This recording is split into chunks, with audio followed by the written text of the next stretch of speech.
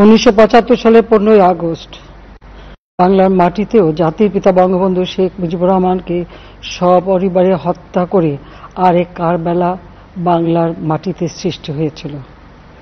যারা শাহাদাত বরণ করেছেন আমি তাদের প্রতি শ্রদ্ধা জানাচ্ছি।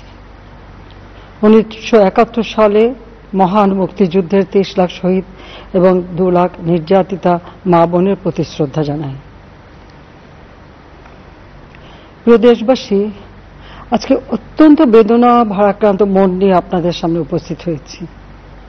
লাখো শহীদের রক্তের বিনিময়ে অর্জিত স্বাধীন বাংলাদেশের জনগণের আর্থসামাজিক উন্নয়নের জন্য নিরলসভাবে পরিশ্রম করে যাচ্ছি। বিগত 15 বছরের মধ্যে বাংলাদেশের মানুষের ভাগ্যের পরিবর্তন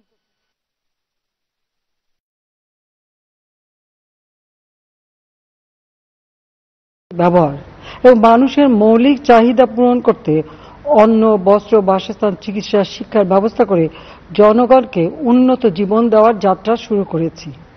অনেক সাফল্য অর্জন করেছি। বাংলাদেশকে বিশ্ব দরবারে একটা মর্যাদার আসনে অধিষ্ঠিত করতে সক্ষম হয়েছি। তারপরও আমাদের আরো অনেক দূর যেতে হবে। বাংলাদেশের মানুষ যখন একটু স্বস্তি শান্তিতে ফিরে, যখন তাদের মাঝে এমন কোনো ঘটনা ঘটে যা অত্যন্ত বেদনাদায়ক।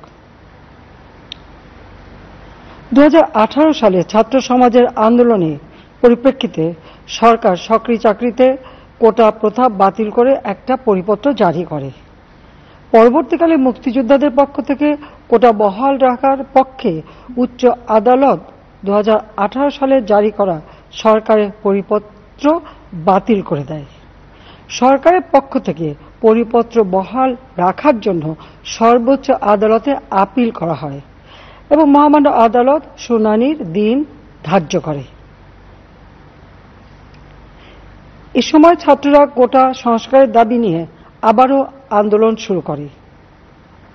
এই আন্দোলনের শুরু থেকেই সরকার যথেষ্ট ধৈর্য ও সহনশীলতা প্রদর্শন করেছে, বরং আন্দোলনকারীদের নিরাপত্তা নিশ্চিত করার ক্ষেত্রে পুলিশ সহযোগিতা করে।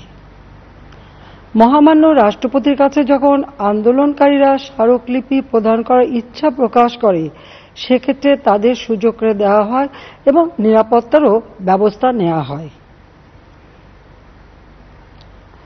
অত্যন্ত পরিতাপের বিষয় হল, কিছু মহল এই আন্দোলনের সুযোগটা নিয়ে অনাকাঙ্ক্ষিত উচ্চাবিলাস চরিতার্থ করার সুযোগ নিয়ে সন্ত্রাসী কর্মকাণ্ডে লিপ্ত হয়। এর ফলে এই কোমলমতি শিক্ষার্থীদের আন্দোলনকে ঘিরে যে সকল ঘটনা ঘটেছে তা খুবই বেদনাদায়ক ও দুঃখজনক। অহেতুক কতগুলি মূল্যবান জীবন ঝরে গেল। আপনজন হারাবার বেদনা যে কত কষ্টে তা আমার থেকে আর কে বেশি জানে। যারা মৃত্যুবরণ করেছে তাদের আত্মার মাগফিরাত কামনা করছি।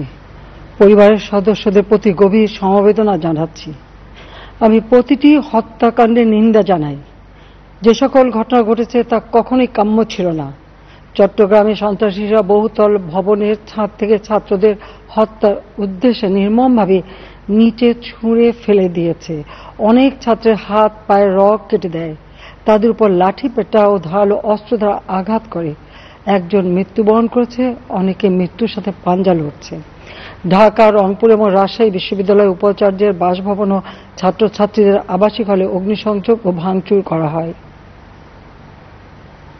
সাধারণ পথচারী, দোকানীদের আক্রমণ, এমনকি রোগীবাহী অ্যাম্বুলেন্স চলাচলে বাধা প্রদান করা হয়।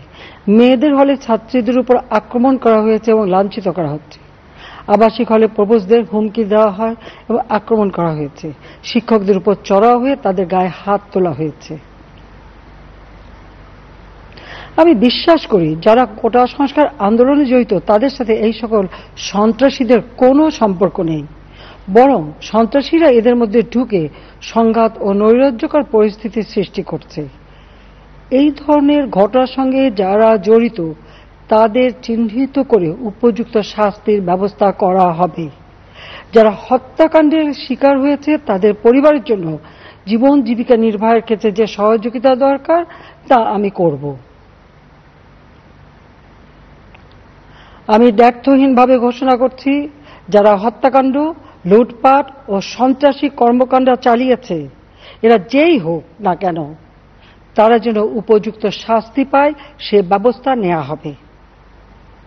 আমি আরও ঘোষণা করছি, হত্যাকাণ্ড সহ যে সকল অনভিপ্রেত ঘটনা ঘটেছে সুষ্ঠু ও ন্যায় বিচারের স্বার্থে সে সকল বিষয় বিচার বিভাগীয় তদন্ত করা হবে। কাদের উস্কানিতে সংঘর্ষের সূত্রপাত হল, কারা কোন উদ্দেশ্যে দেশকে একটি অরাজক পরিস্থিতির দিকে ঠেলে দিল তা তদন্ত করে বের করা হবে। আমি আন্দোলনরত কোমলমতি ছাত্রছাত্রীদের নিরাপত্তা নিয়ে অত্যন্ত উদ্বিগ্ন। এই সন্ত্রাসীরা যে কোনো সময় সংঘাতের পরিবেশ তৈরি করে তাদের ক্ষতি সাধন করতে পারে। তাই শিক্ষার্থীদের পিতা মাতা, অভিভাবক এবং শিক্ষকদের প্রতি আমার আবেদন, তারা যেন তাদের সন্তানদের নিরাপত্তার বিষয়ে সজাগ থাকেন। একই সাথে সকল শিক্ষা প্রতিষ্ঠানের ছাত্রছাত্রীদের নিরাপত্তার বিষয়টি বিশেষভাবে নজর রাখেন। সরকার হাইকোর্টের রায়ের বিরুদ্ধে সর্বোচ্চ আদালতে আপিল করেছে। আপিল আদালতে শুনানির দিন ধার্য করা হয়েছে। আদালত শিক্ষার্থীদের কোনো বক্তব্য থাকলে তা শোনার সুযোগ সৃষ্টি করে দিয়েছে। এই আইনি প্রক্রিয়ার মাধ্যমে সমস্যা সমাধানের সুযোগ রয়েছে। এই আইন প্রক্রিয়া সমাধানের সুযোগ থাকা সত্ত্বেও রাস্তায় আন্দোলনে নেমে দুষ্কৃতিকারীদের সংঘাতের সুযোগ করে দেবেন না। সর্বোচ্চ আদালতের রায় আসা পর্যন্ত ধৈর্য ধরে অপেক্ষা করার জন্য আমি সকলকে বিশেষভাবে অনুরোধ জানাচ্ছি। আমার বিশ্বাস, আমাদের ছাত্র সমাজ উচ্চ আদালত থেকে ন্যায় বিচারই পাবে, তাদের হতাশ হতে হবে না। ইনশাআল্লাহ মুক্তিযুদ্ধের চেতনায় আমাদের প্রিয় মাতৃভূমিকে সকলের সহযোগিতায় স্মার্ট বাংলাদেশ হিসেবে গড়ে তুলব।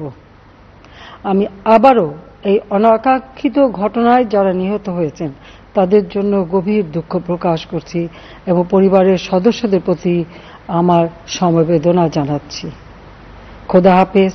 জয় বাংলা, জয় বঙ্গবন্ধু, বাংলাদেশ চিরজীবী হোক।